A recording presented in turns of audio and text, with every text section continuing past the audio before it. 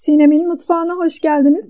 Bugün sizlerle haşhaşlı tatlı tarifimi paylaşmak istiyorum. Hem çok kolay bir şekilde hazırlayabileceğiniz hem de çok lezzetli bir tatlı tarifi. Yeni tariflerimden haberdar olabilmek için kanalıma abone olup zili tıklayıp bildirimleri açmayı unutmayınız. Tarifimiz için tencereme 3 su bardağı toz şeker, 3,5 su bardağı su, birkaç damla limon, suyu ekledim, ocağıma aldım, 10 dakika kaynatıp soğumaya bırakıyorum. Hamurumuz için 1 tane yumurta, 125 gram oda sıcaklığında margarin, 2 yemek kaşığı irmik, 3 yemek kaşığı hindistan cevizi, 1 paket kabartma tozu, 1 paket vanilya, yarım su bardağı pudra şekeri ekleyip karıştırıyorum. Unumu azar azar ilave ederek hamurumu yoğuruyorum. Toplamda 2,5 su bardağı un kullandım. Hamurumun kıvamı bu şekilde olacak. Yarım çay bardağından biraz fazla mavi haşhaş, yarım çay bardağından biraz fazla dövülmüş ceviz ekledim.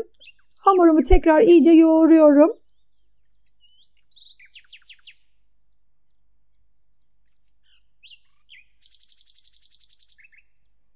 Hamurumdan bir parça aldım. Elimde yuvarlıyorum. Üzerine bastırıp yassı şeklini veriyorum. Çok ince yapmayın. Çok kalın da yapmayın. Üzerine de su bardağıyla şeklini veriyorum.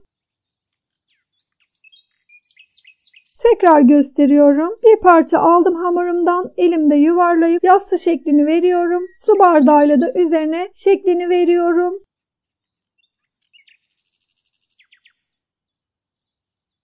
Çok az yağladığım dikdörtgen borcama dizdim. Verdiğim ölçülerde 20 tane çıktı. Önceden ısıtılmış 180 derecelik fırına verdim.